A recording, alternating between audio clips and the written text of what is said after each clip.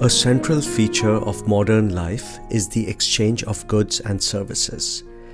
You might sell pizza in Namur and use the money earned to buy eggs in Maharashtra or sunglasses in Mumbai. The sunglass seller might use his earnings to then buy ice cream in Singapore, and the ice cream seller might go on vacation to Mexico City to buy books. These exchanges happen at particular prices. There is a price for jeans, a slice of pizza, a Nicolas Cage blanket, a beer, even a price for a nuisance. And sometimes prices are misleading, like in Manhattan parking garages, where the all-day price covers only half an hour. A major goal of economics is to understand where the prices of these goods and services come from. What makes a price reasonable or fair? And should the government forcibly control prices? These questions are especially important when it comes to the price of labor. Most of us need to work for a living, and that often means selling our labor in labor markets. The price of this labor, in other words, the hourly wage, has a very direct impact on workers' lives. And there is a long tradition of intellectual thought, labor activism, and government policy, all sharing the premise that the market cannot be left to its own devices. The most famous of the thinkers is perhaps Karl Marx, who argued that capitalist systems inherently exploit workers. In an audacious snub, when Walmart entered Germany, it set up its Berlin store on Karl Marx Strasse. But, for the record, the street name survived. The Walmart did not. Second, labor activism and unions have a rich history, including in the United States. You can see here that union membership in the US, indicated by the blue line, grew until the mid-20th century and has since been falling. Even through the decline, there have been legendary activists like Cesar Chavez and Dolores Huerta, who helped organize farm workers to collectively demand higher wages and more humane working conditions. Third, governments play a direct role in regulating labor markets through safety standards, laws against exploitation, and most notably, the minimum wage. In the US, a federal minimum wage was established in 1938 under the Fair Labor Standards Act. The green line on this graph shows that the minimum wage has been rising over time, but adjusted for inflation, you get the blue line. So you can see that the minimum wage has fallen for over 50 years, though in many states, including New York, it's higher. As the economy evolves, we are back to debating the role of the government in labor markets. There are many important questions. Should gig workers be protected by minimum wage laws? What should the minimum wage for tipped workers be?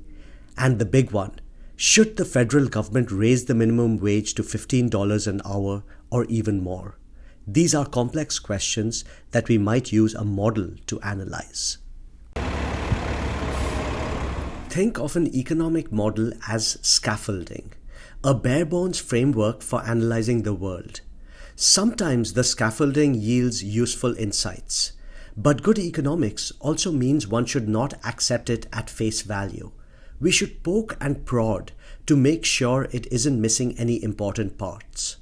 But in order to critically examine the scaffolding, we have to build it first. Let's do that.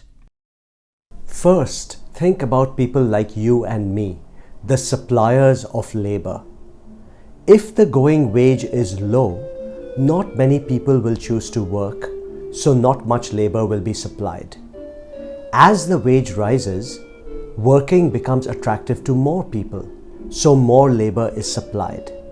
This gives us a labor supply curve. It tracks how much labor is supplied at any given wage. Next, imagine there are lots of little firms that are considering hiring labor.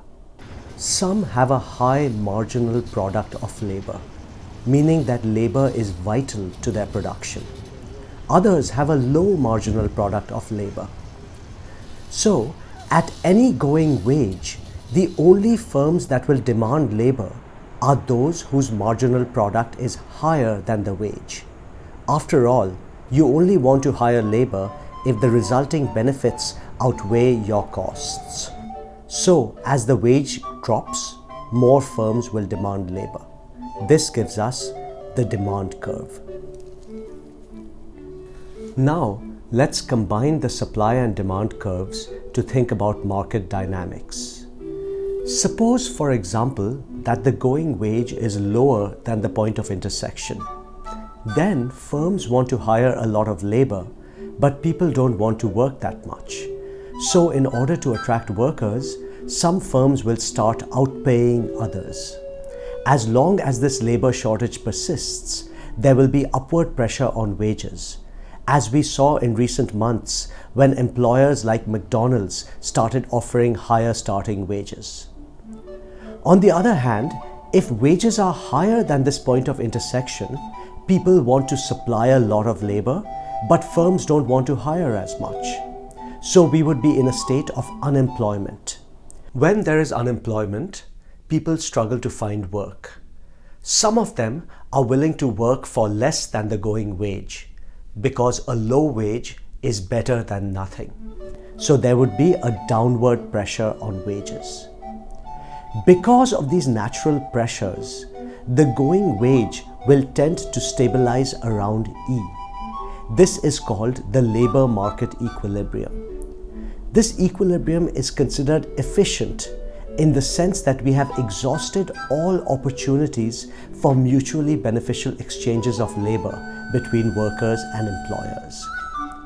This is the scaffolding, a model of supply and demand in a competitive market. A minimum wage law forces the wage up. This helps employed workers, but there are potential downsides. These downsides have been emphasized by thoughtful conservative economists like Milton Friedman, and also by nutty ideologues like Dennis Prager, the founder of Prager University, which is not a university. In a competitive labor market, a mandated minimum wage would make labor less attractive to employers. In response, firms might move production overseas or switch to mechanization. Stores would use drone deliveries, restaurants would use electric roti makers, and babysitting services would use electric grandmothers. So, those workers who were lucky enough to get jobs would see their wages go up, but total employment would drop. So for those workers who were now left unemployed, their wages would effectively have fallen to zero. Is this basic story correct? Let's visit Cambridge University in the 1930s, where the brilliant socialist economist Joan Robinson argued that competitive markets are mostly a figment of the imagination. In reality, she said, labor markets are monopsonies, where instead of many firms competing against each other, one large firm has market power.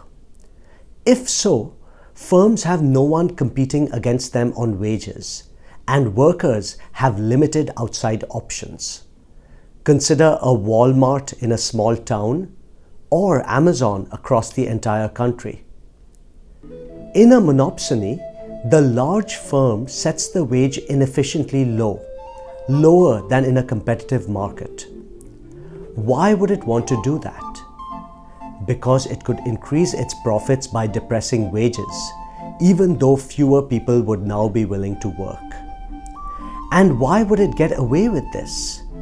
Because there would be no competing firms trying to hire workers away by outpaying that firm.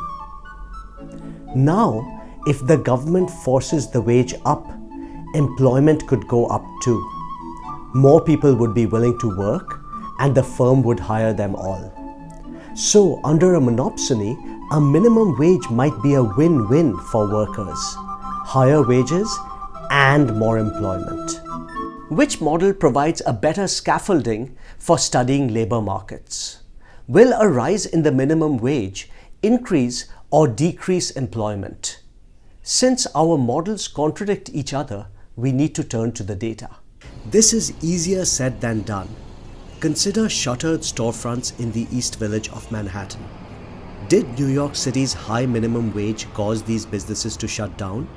Maybe they would have shut down anyway as a result of various other economic and social upheavals. Ideally, we would like to simultaneously observe the East Village without a minimum wage and the East Village with a minimum wage. The only way to do this would be to clone the East Village. Not only is this impossible, it would be undesirable since it would double the hipster population of this city. So the next best idea would be to find two parts of the East Village that were very, very similar to each other. This is the east side of 2nd Avenue. Suppose we raise the minimum wage on all businesses here. This is the west side of 2nd Avenue, where we allow businesses to continue as usual.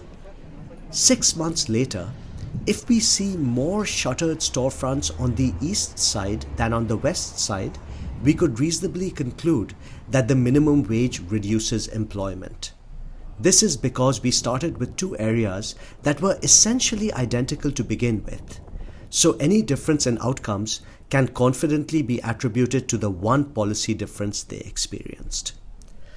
Of course, running such an experiment is infeasible and probably unethical. But there are inadvertent, so-called natural experiments with similar properties. One of the most famous studies on this topic is this paper by David Card and Alan Kruger. On one side of the Delaware River lies Pennsylvania.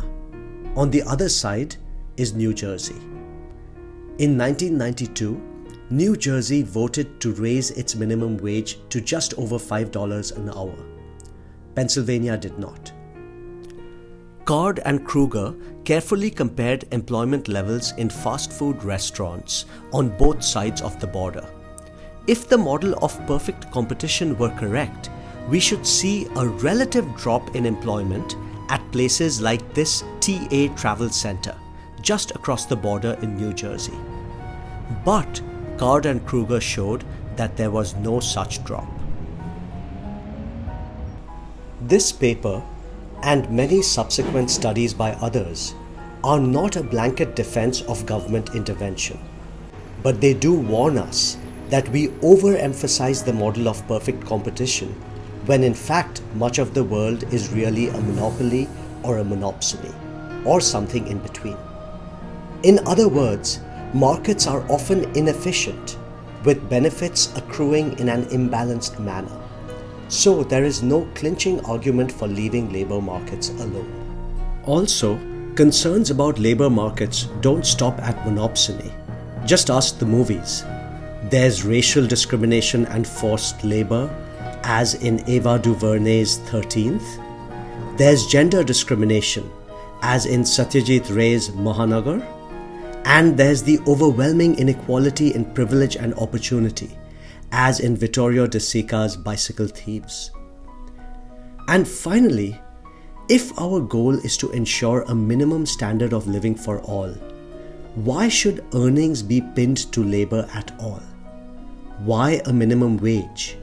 Why not a universal basic income? This is one of the biggest new questions of our time.